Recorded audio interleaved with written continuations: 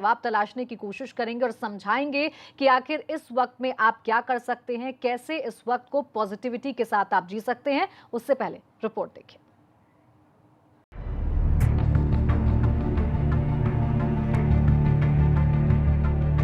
Corona के कहर के इस समय पूरा विश्व कांप रहा है।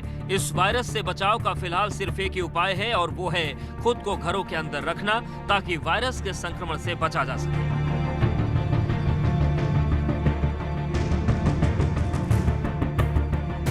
मगर लॉकडाउन के दौरान सुसाइड के मामलों में इजाफा हुआ है। आंकड़ों पर गौर करें तो 22 मार्च से 22 अप्रैल तक प्रदेश में सुसाइड के 20 मामले सामने आए, जबकि 23 अप्रैल से 11 मई तक 18 दिन के भीतर ही 25 लोगों ने सुसाइड किया। लॉकडाउन से पहले तक की अगर बात करें तो जनवरी महीने में प्रदेश में सिर्फ सुसाइड के 12 मामले सामने आए थे। जानकार मानते हैं कि सुसाइड के पीछे बड़ी वजह तनाव है। छोटे बच्चे जो कि 14 ईयर से यूथ हमारा 42 साल तक उन्होंने सुसाइड किया है, और यूथ के केसेस में उनकी कनेक्टिविटी पेरेंट्स से नहीं रही है। 4 कमरे हैं, 4 लोग हैं, मोबाइल लेके अपने घरों में पैक हो गए, कमरे में पैक है, खाने खाने के टाइम पे भी नहीं आ रहे हैं, और जो पूरा 24 घंटे का सिस्टम था वो बिगड़ चुका है। पुलिस अधिकारी भी मानते हैं कि लॉकडाउन के दौरान सुसाइड के मामले बढ़े हैं, मगर उनकी सलाह है कि इस समय में नेगेटिविटी से दूर रहने की जरूरत है। जहाँ पर लगता है कि वैधानिक कार्रवाई करने की आवश्यकता इमीडिएटली की भी जा रही है, लेकिन अगर कहीं पर इस तरह की बात आ रही है कि कोई नेगेटिविटी या नकारात्मकता के कारण सुसाइड हो रही हैं, और इसमें एक ही अपील लोगों से रहेगी कि किसी भी तरह की नेगेटिव सोच से बचें और सकारात्मक ऊर्जा, सकारात्मक सोच जो है उसको लाने का प्रयास करें। दरअसल लॉकडाउन में आम आदमी की दिनचर्या बदल गई है। लोग न तो किसी से मिल पा रहे हैं और न ही अपना दुख दर्द अपनों के साथ शेयर कर पा रहे हैं, जो तनाव की एक बड़ी वजह बन रही है। जाहिर है आपको अपने आप पर अगले कुछ महीनों के लिए संयम रखने की जरूरत है। देहरादून से एबीपी गंगा के लिए रवि कैथुरा की रिपोर्ट। तो देखिए, लॉकडाउन में बढ़ते सुसाइड ग्राफ पर हम चर्चा करेंगे। कुछ खास मेहमान हमारे साथ जुड़ेंगे, लेकिन उससे पहले आपको कुछ घटनाएं बताते हैं। 22 मार्च से 22 अप्रैल तक सुसाइड के 20 मामले सामने आ चुके हैं। 23 अप्रैल से 11 मई तक सुसाइड के 23 मामले सामने आ चुके हैं। जनवरी महीने में सुसाइड के 12 मामले सामने आए थे। अब आप खुद समझ सकते हैं कि ये जो लॉकडाउन पीरियड है, जो कि कोरोना से बचाने के लिए है, इसमें किस तरीके से लोग डिप्रेशन का शिकार हो रहे हैं, एंजाइटी का शिकार हो रहे हैं, और इतना हद तक वो परेशान हो रहे हैं कि सुसाइड तक के लिए मजबूर हो रहे हैं। तो आखिर क्यों ये सुसाइड का ग्राफ बढ़ रहा है, क्या मुश्किलें सामने आ रही हैं, इन तमाम बातों पर हम चर्चा करेंगे। हमारे साथ मौजूद हैं खास मेहमान। देवभूमि में ऐसे आंकड़े बढ़ने पर बात करेंगे मनोवैज्ञानिक डॉक्टर श्रीमती राजभर से, और इस मुद्दे पर हमारे साथ दिल्ली से काउंसलर सुनैना प्रकाश अग्रवाल भी जुड़ गई हैं। बहुत स्वागत है आप दोनों का एबीपी गंगा पर। डॉक्टर श्रीमती राजभर, आपसे मैं शुरुआत करूंगी और आपसे मैं समझना चाहूंगी कि आखिर क्या स्थिति हो रही है दिमाग की, ऐसा क्या हो जा रहा है कि लोग इतने निराश हो रहे हैं, इतने हताश, इतने परेशान कि सुसाइड कर रहे हैं, मामले लगातार बढ़ रहे हैं। नमस्कार प्राची जी, मैं आपको करेक्शन करवा दूं कि मैं डॉक्टर राजधर हूँ। मैं साइकोलॉजिस्ट हूँ, मनोवैज्ञानिक डॉक्टर नहीं हूँ। और मैं आपसे बताना चाहती हूँ, जो अभी आपने आंकड़े दिए हैं, हाँ, बड़े ही दुर्भाग्यपूर्ण हैं। और सबसे ज़्यादा जो परेशानी हो रही है युवाओं में, वो है आइसोलेशन की। जो ये सोशल डिस्टेंसिंग में ये जो एक दूसरे से कट गए हैं, उससे जो उनके अंदर जो लोनलीनेस और एक फीलिंग ऑफ, जिसको हम कहते हैं आइसोलेशन, कि मैं बिल्कुल अकेला रह गया, मैं किसी से बात नहीं कर सकता। और जो हमारे युवा हैं वो गो गेटर्स हैं, बाहर जाने वाले हैं, खाली टाइम पे उनको एंटरटेनमेंट भी चाहिए, दोस्तों से गपशप भी चाहिए, उन सब से वो दूर हो गए हैं।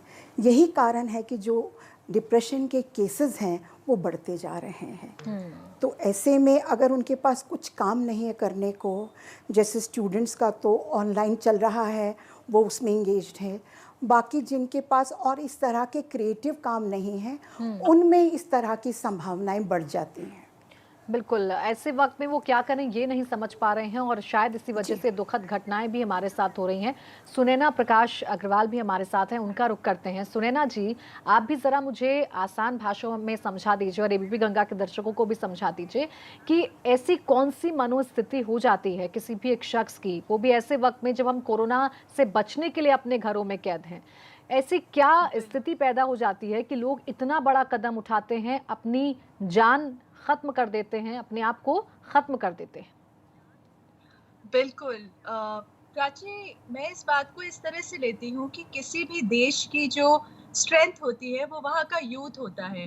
तो उनकी जो जान है वो ही हमारा जहाँ होगा आगे। तो इस टाइम क्या हो रहा है कि जैसे आप एक कन्फाइंड एनवायरनमेंट में हैं, अपने कोकून में हैं, आप जो बहुत सेल्फ इंडिपेंडेंट और ओन स्पेस वाली जो यूथ बात करता था, उसको ऐसा लगता था कि नहीं वो केपेबल इनफ है। बट अब जो हमारी परिस्थिति आ रही है उसमें ये है what gonna be next, and next nobody knows.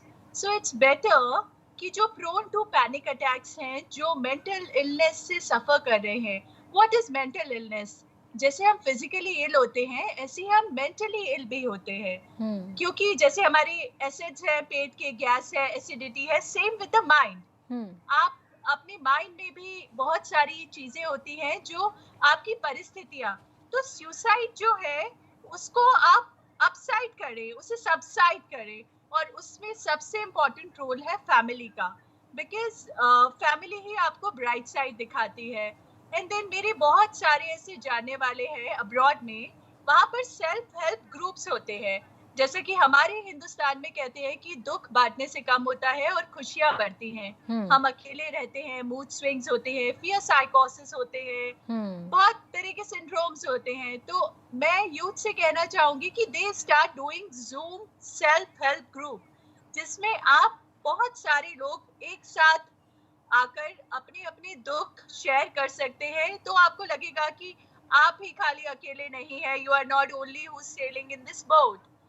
और सर्टेनली जो यूथ है ना, उसकी हिम्मत का या इंसान की हिम्मत का नापने का कभी कोई मीटर बना ही नहीं प्राची। वर्ल्ड वॉर 2 हुई, जर्मनी में सब कुछ खत्म हो गया था, and they are the best in technology, right? Japan में नागासाकी हिरोशिमा होती है और वो अगेन दुनिया की सबसे बड़ी टेक्नोक्रेट्स बनकर आते हैं। ज्यूज, यदि आप देखें, ज्यूज के जो स्पेशली किड्स और एडोलेसेंट थे, जो यूथ था, उसको उन्होंने हिट किया था 60 लाख लोगों को, परंतु उनकी साइकोलॉजी को वो हिट नहीं कर पाए जी। तो इस टाइम हमें जरूरत है कि हम डोंट बी अपसेट यार, just do meditate, you know, meditation is a best medication.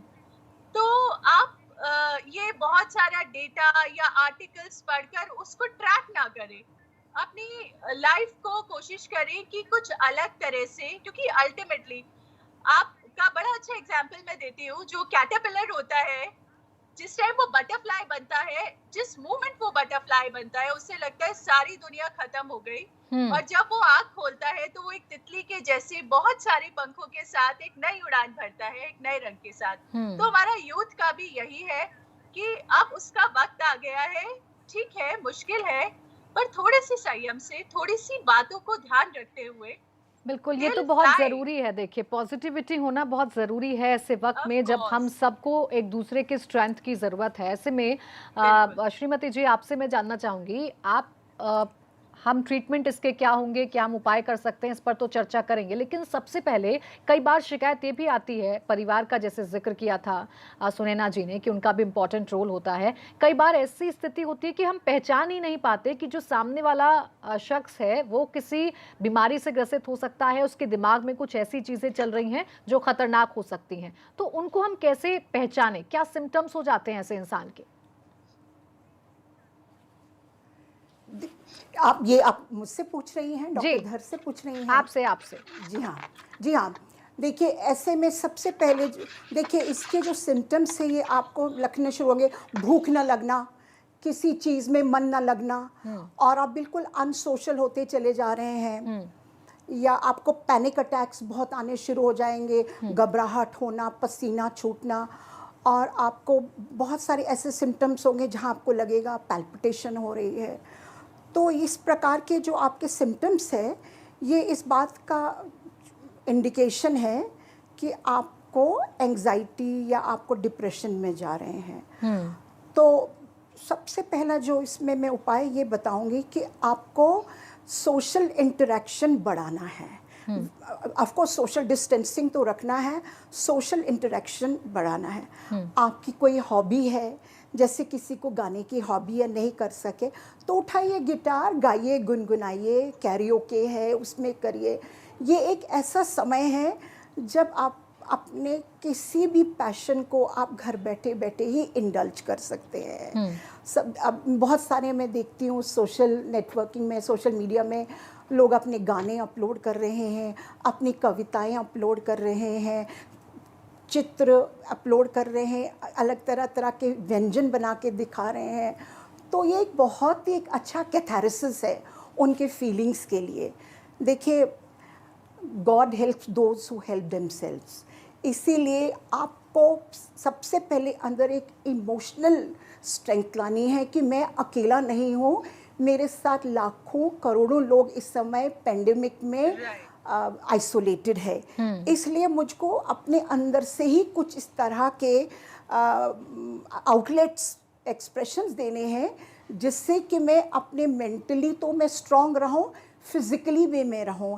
Meditation हो गया, या उसके अलावा आप रीडिंग कीजिए, आप थोड़ा बहुत टीवी देख लीजिए, घर में बच्चे हैं तो उनको पढ़ाइए, या अगर आप रिसर्च की तरह इंक्लाइंड है, एक मैं स्कॉलर्स की बात करती हूँ, कोई अच्छा सा रिसर्च पेपर लिख डालिए।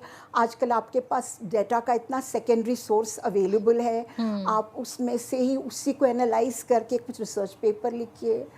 मतलब देखिए, ये जो मेंटल हेल्थ है जी, वो बहुत कुछ हमारे हाथ में है। बिल्कुल, अपना आपने बहुत अच्छी बात कही कि भगवान भी उन्हीं की मदद करता है जो खुद की मदद करते हैं, और अपनी खुद की मदद करना बहुत ज़रूरी है। सुनैना जी, ऐसे में सवाल आपसे ये है, जो कि डॉक्टर राजधर ने हमें बताया कि ये सिम्टम्स हो जाते हैं, भूख ना लगना, चिड़चिड़ा हो जाना, सोशल जो होता है, सोशल एक्टिविटीज़ जो होती हैं वो बंद हो जाती हैं। जब किसी शख्स में हम ऐसी एक्टिविटीज़ देख रहे हैं तो एज अ फैमिली, परिवार की जो रिस्पॉन्सिबिलिटी है वो क्या हो जाती है, परिवार उस वक्त क्या करे ताकि अपने बच्चे को, अपने घर के युवा को इस खतरे से बचा सके? एग्जैक्टली, मैंने आपसे जैसा कहा था ना कि सुसाइड की ये जो टेंडेंसी, सुसाइडल टेंडेंसीज डेवलप हो रही हैं, वो सिर्फ इसीलिए कि जो यूथ था वो थोड़ा डिस्टेंट रिलेशनशिप में बिलीव करता था।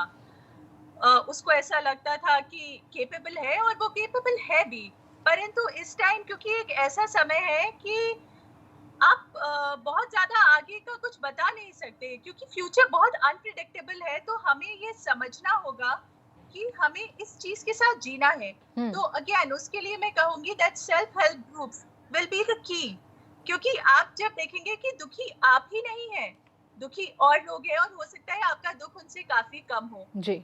तो इस पर मैं कहूंगी, हमारे माननीय प्रधानमंत्री जी ने जो जान और जहां की बात की थी, तो ये जान आपकी है और जहां भी आपका होगा, तो इन दोनों बातों का ध्यान रखिए। और हम तो इतने लकी हैं कि हमारे इतने यशस्वी प्रधानमंत्री जी हैं जो हर वर्ग का ध्यान रखते हैं। हमारी माननीय वित्त मंत्री जी 2 दिन से अपना कोई ना कोई पैकेज दे रही हैं। तो मेरी आपके चैनल के माध्यम से सरकार से ये दरख्वास्त रहेगी कि युवा वर्ग के लिए भी, क्योंकि युवा वर्ग ने क्या किया, इन दिनों अपने सर बहुत सारी ऐसी चीजें, EMIs डेवलप कर लिए अपनी बाइक के लिए, लैपटॉप के लिए, सो कॉल्ड फोन फैशन के लिए। तो उनको इन चीजों में किस तरह से वो सब चीजों को कम अप करके ऊपर आ पाए, तो आई थिंक ये सब बातें उन्हें इन चीजों से आगे बढ़ाएगी। और इसमें मैं एक बड़ी सुंदर सी कविता, अटल जी ने तो ये बहुत पहले उनकी कविता की कुछ मैं पंक्तियां लेना चाहूंगी और कहना चाहूंगी मौत के लिए। मौत से ठन गई, जूझने का मेरा इरादा न था, रास्ता रोक कर खड़ी हो गई, क्यों लगा मौत जिंदगी से बड़ी हो गई। मौत की उम्र क्या सिर्फ 2 पल, मौत की उम्र क्या सिर्फ 2 पल, पर क्या मौत से जिंदगी बड़ी हो गई? नहीं, मौत से जिंदगी कभी नहीं बड़ी हो सकती। आपको सिर्फ अपना राइट साइड ऊपर रखना है और कोशिश करना है कि नहीं, ये जो वक्त है ये भी आगे चला जाएगा और हम बिल्कुल कामयाब होंगे। और इसके लिए हमारी गवर्नमेंट ने NIMHNS जो national institute mental health and neuro sciences है, उनका टोल फ्री नंबर है 24/7 18 कॉलर अब। आप उस पर बात कर सकते हैं और अपने जो भी एक्सपीरियंसेस हैं या आपको लगता है कि सर्टेन मेडिकेशन, जैसे कि मैंने बताया था कि फिजिकली जब आपको गैसेस होती हैं, प्रॉब्लम्स होती हैं, तो आप मेडिकेशन लेते हैं, तो why not mental illness should be taken as a normal symptomatic. आपके मेंटल बिल्कुल, देखिए सुनैना जी, यही दिक्कत है कि हम ऐसी चीज़ों को अवॉइड कर जाते हैं, इग्नोर कर देते हैं और फिर उसका जो बड़ा खामियाजा है वो हमें भुगतना पड़ता है और हमारे परिवार को भी भुगतना पड़ता है। और इसीलिए आज हम ये चर्चा भी कर रहे हैं कि भाई ऐसा क्यों हो रहा है। डॉक्टर राजधर भी मेरे साथ हैं। आपसे मैं ये जानना चाहूँगी मैम कि जो युवा है, हम लगातार कह तो रहे हैं ये करना चाहिए, ये नहीं करना चाहिए, परिवार को सहयोग करना चाहिए, अपना दुख बांटना चाहिए, लेकिन ये जो इतना लंबा वक्त बीत गया है, हम समझ सकते हैं कि बोरियत होती है घर पे बैठकर। वो भी ऐसे युवाओं को जो दिन रात बाहर रहा करते थे, जिनकी बाहर सोशल गैदरिंग हुआ करती थी, वो अभी अपने आप को कैसे एंगेज रख सकते हैं? क्या बेहतर तरीका हो सकता है जिससे वो अपने आप को एंगेज रखें और बोर ना हो? देखिए, मैंने फिर से मैं कहूँगी कि आपको अपने अंदर आत्मबल बनाना है, कि आपको अपने अंदर एक पॉजिटिविटी लानी है कि जैसे अलेक्जेंडर द ग्रेट की कहानी है, वो एक अंगूठी थी जिसके ऊपर लिखा होता था दिस टू शैल पास। सो ये जो दिस टू शैल पास का जो हमको मंत्र देना है, उसमें हमको अंदर अपने पॉजिटिविटी क्रिएट करके कहना है कि ये समय हमेशा नहीं रहेगा, ये भी गुजर जाएगा और ऐसे समय का मैं एक बहुत ही पॉजिटिवली कैसे इसका सदुपयोग कर सकता हूँ। मेरे युवाओं से यही उनको एडवाइस होगी कि आप कोई क्रिएटिविटी में देखिए, गार्डनिंग है, हाइब्रिड वैरायटीज़ आप इस समय अगर आपको थोड़ा शौक़ है उसको कीजिए। और किताब से बहुत अच्छा मित्र कोई हो नहीं सकता, आप पढ़िए, कोई नई लैंग्वेज कोई नई भाषा सीखिए। ऑनलाइन आपके इतने सारे कोर्सेज़ हैं, कोर्सेरा है, नेप्टल में है, मूक में इतने सारे कोर्सेज है जो बच्चे एक एक 2-2 हफ्ते के कर सकते हैं। वो दिन में 2-2.5 घंटे आप उनमें लॉग इन कर सकते हैं। तो मैं एक अध्यापक के ज़रिए से भी और एक साइकोलॉजिस्ट के तरीके से भी कहूँगी कि जब तक आप मेंटली अपने आप को एंगेज नहीं रखेंगे किसी काम में, तब तक आपको ये जो जीवन व्यर्थ हो गया या नथिंग टू लुक फॉरवर्ड की जो आपकी मानसिकता है वो नहीं जाएगी। आपको अपने आप को बिज़ी रखना। अब बिज़ी रखने के बहुत सारे तरीके हैं। सबसे बड़ा तरीका है आपकी अपनी क्या हॉबी है, जो आप नहीं कर पाए अपनी व्यस्तता के कारण, अपनी पढ़ाई के कारण, अपने जॉब के कारण। और बहुत लोगों में मैंने देखा है ये, जैसे अभी रिवर्स माइग्रेशन हुआ है, रूरल एरिया में वापस आए हैं। अब उनके ऊपर सबसे बड़ी जो प्रॉब्लम है वो है लैक ऑफ जॉब्स। हम ये एक आर्थिक कारण भी है कि जॉब चले गए हैं, उसके आगे क्या होगा। तो वो बिल्कुल अपने मन में निश्चित रहिए कि सरकार उनका ध्यान रखेगी। और रोज़ प्रधानमंत्री जी ने अभी 20 लाख करोड़ का पैकेज, आर्थिक पैकेज दिया है। बिल्कुल, देखिए सरकारें तो अपना काम कर रही हैं, लेकिन फिर भी चर्चा हम उसी बोरियत को लेकर कर रहे हैं। हमें भी अपना काम करना है। बिल्कुल, एक बोरियत जो है जो बड़ा और खतरनाक रूप ले रही है। सुनैना जी, आप एक काउंसलर हैं, आप जरा मुझे समझाइए कि अगर आपके पास ऐसा कोई केस आता है जिसमें एक युवा बिल्कुल हार चुका है, निराश हो चुका है, उसको लगता है कि जिंदगी खत्म, अब उसके लिए करने के लिए कुछ नहीं है, तो आप कैसे काउंसलिंग करती हैं, कैसे समझाती हैं उसको ताकि वो फिर से अपनी जिंदगी को एक अच्छे जोश के साथ, जुनून के साथ, पॉजिटिविटी के साथ जी सके? या अपसेट होता है ना व्यक्ति, तो सबसे पहले तो हमें उसके अपसेट मोड को रीसेट मोड में चेंज करना होता है। जस्ट फॉरगेट अबाउट कि क्या हुआ था, आगे क्या होगा। आप अपने वर्तमान में जिए, राइट। सबसे जो सुसाइडल टेंडेंसी होती है उसमें होता है स्लीप पैटर्न। आप हमेशा देखेंगे ये जो भी सुसाइडल एक्टिविटीज होती हैं, आदमी हमेशा मिडनाइट टू अर्ली मॉर्निंग करता है, क्योंकि जो हमारे स्लीप सिंड्रोम्स हैं, हम उस टाइम आपको बिल्कुल सब तरफ एकदम सन्नाटा होता है और आपको नींद नहीं आ रही होती है, तो सबसे पहले तो हमें अपने स्लीप पैटर्न पर ध्यान देना होगा। उसके लिए एंडोर्फिन्स हमारे हार्मोन्स होते हैं जो हमें एक्सरसाइज, मेडिटेशन इन सब से मिलते हैं। कहना थोड़ा आसान होगा, परंतु जो आदमी इस सिंड्रोम में है या जिसको इस तरह के साइकोसिस अटैक्स हो रहे हैं, उसके लिए इन सब बातों में सबसे इजी वे आउट होता है ठीक से नींद लेना। आप जब नींद लेते हैं और आप आंखें खोलते हैं तो आपको लगता है हाँ, कुछ समय पास हुआ और मैंने अपने अंदर कुछ बदलाव महसूस किया। जो घबराहट, जो एक आपके अंदर तनाव भरा हुआ था, उससे आपको लगा कि नहीं, मैं इसको कम अप कर सकता हूँ। तो सुसाइडल टेंडेंसीज, हम इस वर्ड को बार बार यूज ना करके मुझे लगता है कि मेंटल इलनेस को ज्यादा एम्फसाइज करें कि आदमी सही तरह से अपने पैटर्न को समझते हुए, और इसमें सर्टेनली जो, क्योंकि आप कन्फाइंड एनवायरनमेंट में हैं, सिर्फ अपनी फैमिली के साथ हैं, तो परिवार को पता होता है कि सभी मेंबर्स किस प्रकार की प्रवृत्ति के हैं, उनकी साइकोलॉजिकली क्या सिचुएशन है। तो जस्ट हेल्प हिम अप और help her up, because they are the future, right. और यदि हम उन लोगों को अच्छे से उस समय पर थोड़ा सा एक्टिवेट करें, you know, to channelize them, जैसा कि हम